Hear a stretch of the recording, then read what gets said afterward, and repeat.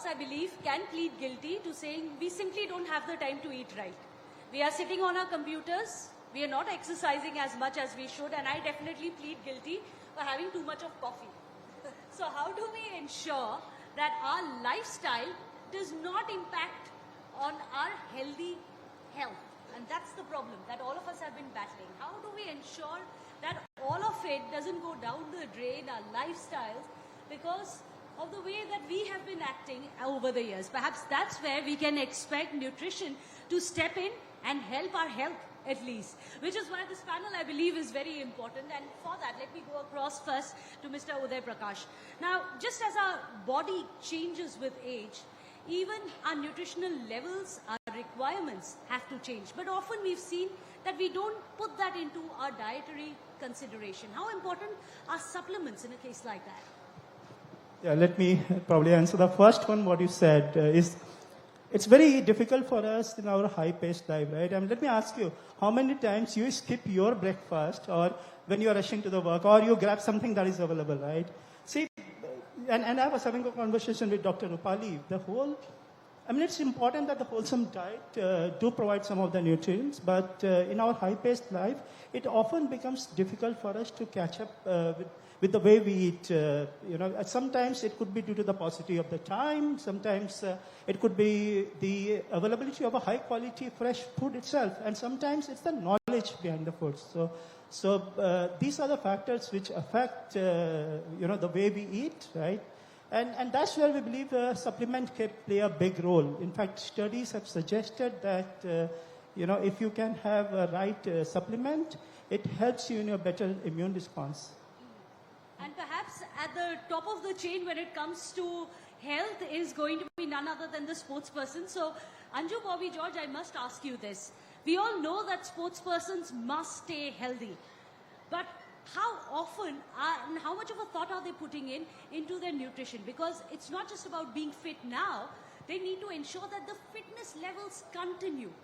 Where does nutrition and what kind of a role does nutrition play in that? Well, good morning, everyone. As an athlete, we are working with our body, and it's not a machine. The medium is our body. So we need to keep our body at the highest level always, and we are very careful about that. And the requirement what we need as an athlete, and now it's different. So we need to constantly check our blood, what we need exactly, and we need to replace that. It's not like blindly we can supply everything into our body. And the thing what we are getting from our natural food nowadays, because of the fertilizers what we are using, it's not the same amount. So we need to supply extra, but very carefully. As an athlete, I'm really always very careful about what I'm eating, and I'm always educating others also. Be careful, because at this stage everything goes well. But later stages, actually we need to, from the beginning itself, we need to supply correctly, and that is actually going to help us in the later stages. So that's what's most important, to ensure that the fitness level are sustained. Just don't be fit today, you ensure that you are preparing the stage to be fit tomorrow as well. So which is why Rupali Datta, now there's a lot of talk which has been coming in of eating local. Sorry? Of eating local. Okay. It's going back to the roots, our homegrown millets, the very humble bathua saag. We are now being told these are the things that our ancestors have always said are good for our health. And instead of going for the kale and the quinoas, which a lot of people are going towards, how important is this for us to go back to what our heritage, our cultures have been bringing in? So, when the guidelines that we get are based on our population. So there's a cross-section of population which is taken. So our requirements, and similarly when we get our food tables, they are based on local produce. And there is a lot of difference between our food tables and the US food tables, all right? Yes, it is very fashionable to have kale and quinoa, and I have nothing against it because both of them are very healthy, they're good. But if you are not comfortable with the taste, like I personally just dislike broccoli, There are a lot of good Indian local, produce which is equally good. Something as simple as kuttu ka atta, which we eat only in Navratra, right? Barley is something which has been. Ragi is so popular down south. So our traditional food is perfectly all right in supplying what we need. Of course, it has, there has to be a method to the madness. Then again, seasonal. Having a watermelon in winters doesn't make sense because nutritionally it is not going to give you anything.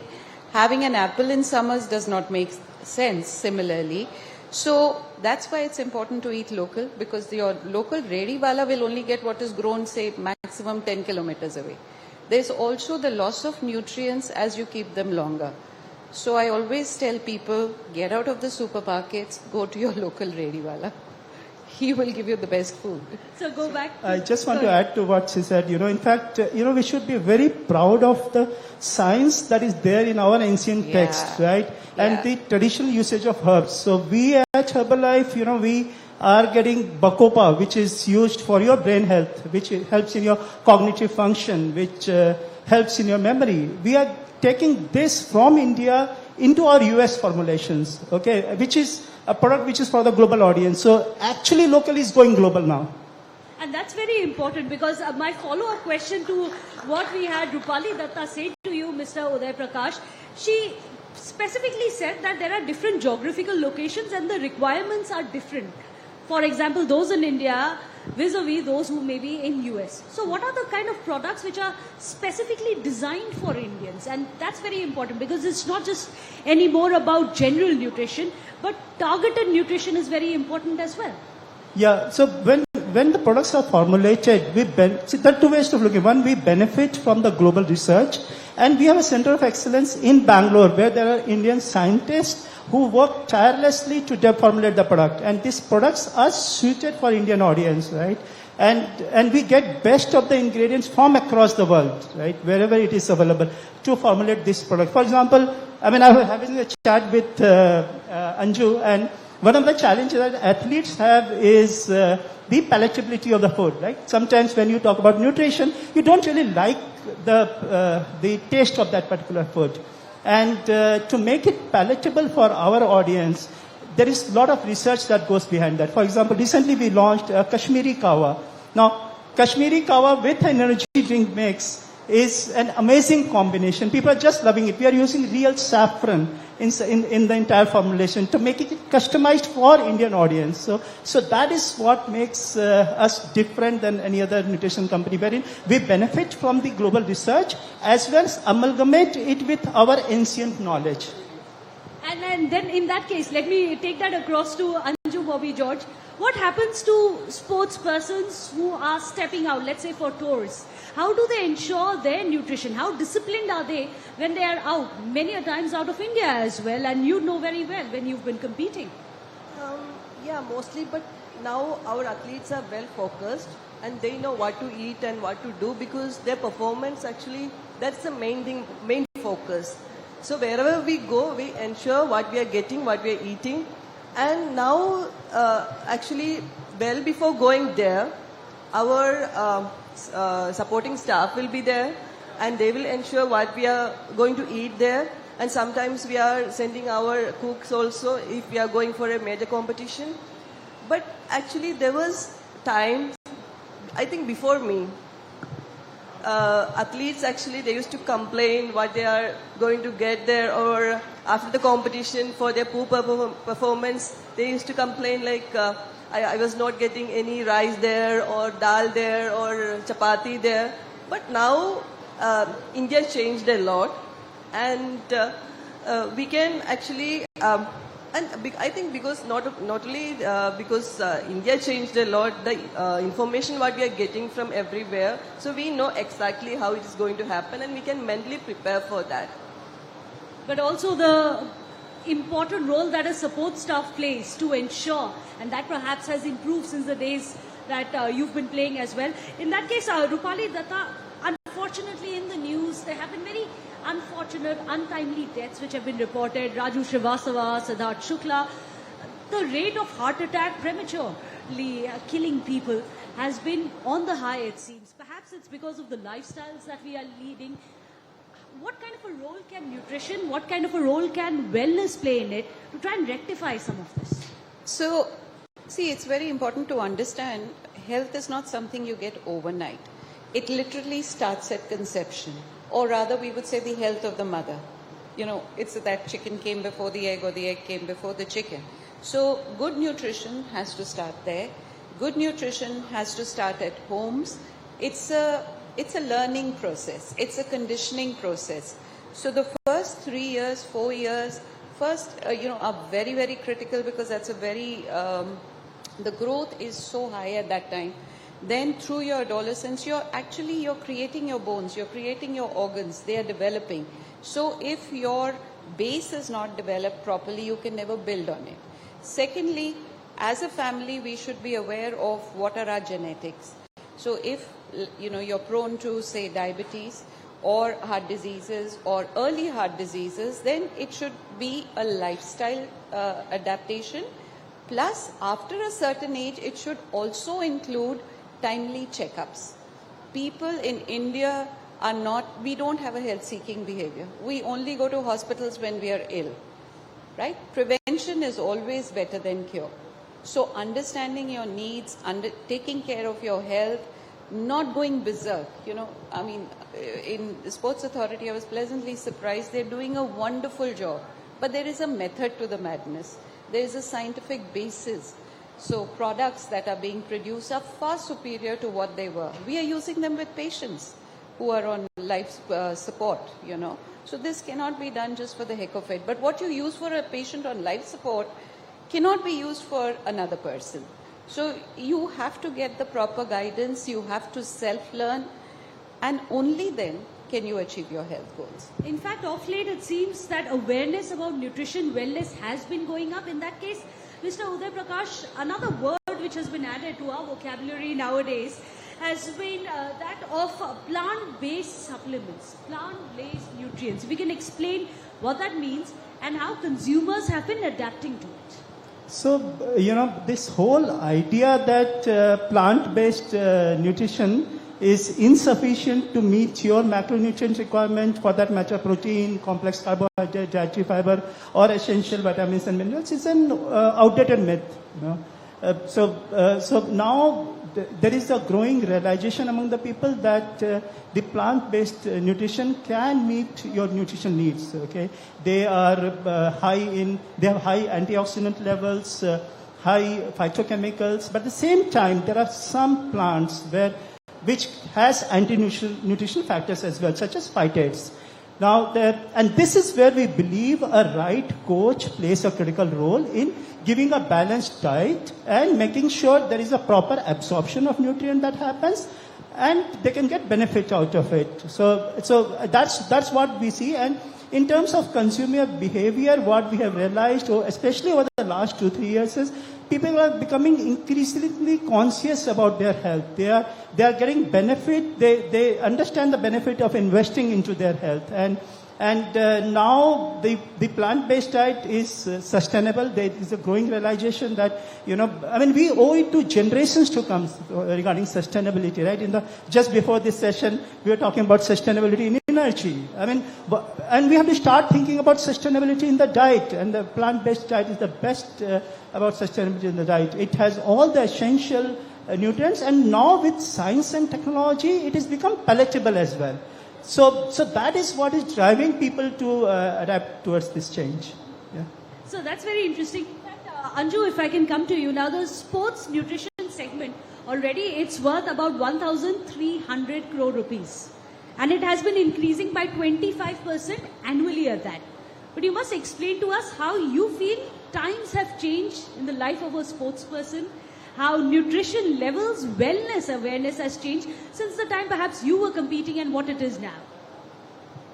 Well, I think the industry is growing not because of the sports, only the sports people are using that. Because of the pandemic, now the awareness about sports, health and everything is increased a lot. That's why the industry is growing very high. And the times when I was an athlete, gathering any information, or going to a doctor, going to a physio, or a dietitian, that was not in our mind. Actually, we used to blindly go and like just train, do hard work, perform there. That was our mantra. But now kids are really enjoying all these kind of things, and they have personal doctors, personal physios, personal dietitians, and they know exactly what they have to do. So, but I think when I was an athlete, my coach struggled a lot to get some kind of information, and if we say sports medicine, it was drugs. That is what's a common belief in our, even if I say in a interview, say I need some sports medicine, then, oh, Anju is taking drugs.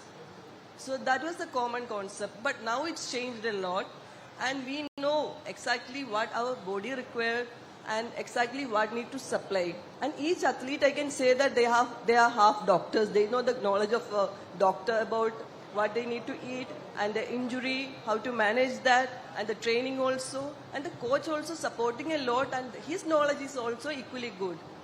So it changed a lot nowadays. It changed a lot, hopefully for the better, of course.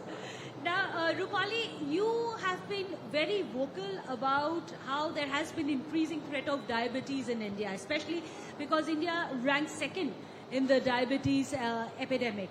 But you've also said that we can possibly help rectify it to a large extent with our diet. How do we do that? So actually diabetes is one metabolic disorder which has medicine, diet and a good lifestyle. You cannot get it under control under any other circumstances. Pre-diabetes is reversible. Once you're a diabetic, it is never reversible. What does happen is you can keep it under very tight control, which is where it should be, right? Diet is the only way. So it's what you eat, it's the combinations you eat in, it is the timing that you eat, it's your physical activity. So it has to be a disciplined lifestyle, number one. Number two, there are certain foods which are very, very supportive to controlling blood sugars, and there's very good evidence with them. You know, like cinnamon. Very recently, Dr. Anup Mishra has done this huge study, where 3 months of cinnamon intake at different levels has shown a very, very good reversal. So we call these functional foods. So these functional foods, Karela, excellent paper and excellent, neem, kadi patta. So every region has this food which is, but they are supportive to your normal therapies. So eating at the right time, eating in the right combination, exercising, there is no other way. There are no shortcuts. And that is what people must understand. And yet, having worked in corporate wellness, that is also a reality. So I think now the time has come, not just people are getting health conscious, but they must push back to the management also. There has to be a cut-off time. You cannot be working 18 hours. I have gone to corporates and seen young people, late 20s, early 30s, blood tests all over the place, shockingly high. I mean, they're ticking time bombs. So this has to stop. Secondly, we call something which we call as acts of daily living. Why should young people, they may be wanting to go to IIT and IIMs and hence they are studying a lot. But if they don't know how to cook their food, if they don't know how to take care of themselves, I don't think, that's a part, to my mind, that's a part of being successful. So that is again something we as a community, as parents, need to learn that. So when you see youngsters living alone, and even if you have a cook, she or he will not do it the right way unless you don't know. My dad used to always say, before you get a work done from somebody, do it yourself. That's how you'll know where the shoe pinches. I think that's a very important point that you made. Also, the fact that when it's success, your success also must reflect in your health, Absolutely. not just in your profession. Absolutely. So, Uday Prakash, now it's interesting because Herbalife expects India to become its biggest market, even superseding the United States. It also has the biggest distribution chains that we have. How have you managed to ensure that you have the training at the right level to ensure that you are selling directly to all your customers as you are currently? So, we firmly believe that upskilling our associate is paramount to us, right? We do a lot of investment into their training and education. We engage them with experienced nutritionists. We have a lot of physical events where we train them. And I can tell you proudly at this forum, very shortly in India, we are launching award-winning learning app for our associates, which has a great learning content, and at the same time, it is fun, simple, and enjoyable. So sometimes these technical subjects become very difficult for them. Absolutely. And you make it a simple bites for them to understand, getting them equipped with the right knowledge, because often our associates, through their transformative power of inspiring results, that they have a big impact on the community in terms of living their life in a healthy manner. So it's all about healthy and active lifestyle. But more than our associates and our customers, we have a larger commitment to Healthy India. In fact, we partnered with FSSAI, the Food Safety Standard Authority of India, in reaching out to more than 8 crore people in India, in making them understand about the importance of eating right. We have worked with many of the state government, and we have reached as far as Kargil to educate people in this regard with various startups of society. Yeah? Public-private partnership is going to be critical for a healthy India. Absolutely, and we believe that Swasth Bharat will lead to a Unnat Bharat. Absolutely, amen to that. Anju, you must tell us one final thing. It's important, and this is something that Rupali was also saying, it's important for us not just to eat right, but also eat at the right time. How important is that? Because many seem to be missing out on that. You ask anyone, they say, time hi nahi milta. But we are very strict about our diet, and we are very strict about what we are eating. So we won't skip any meal in any chance. But we are strict, like 3 times a day is enough for us. And quantities also, we are very careful. But sometimes we are human beings. It happens. But which is why we need a very robust nutritional as well as a wellness ecosystem to be built. You know, my husband was my coach, so he was there in the ground and at home also. So for me, skipping something is beyond my imagination. He's still monitoring me, so it's a big headache for me actually. Well, for that ecosystem, we'll applaud your husband to be part of that, to keep everyone healthy and, of course, India shining. Thank you so much. We're running out of time, but it was lovely discussing, hopefully, upwards and onwards when it comes to global health India as well. Thank you, sir. Thank you.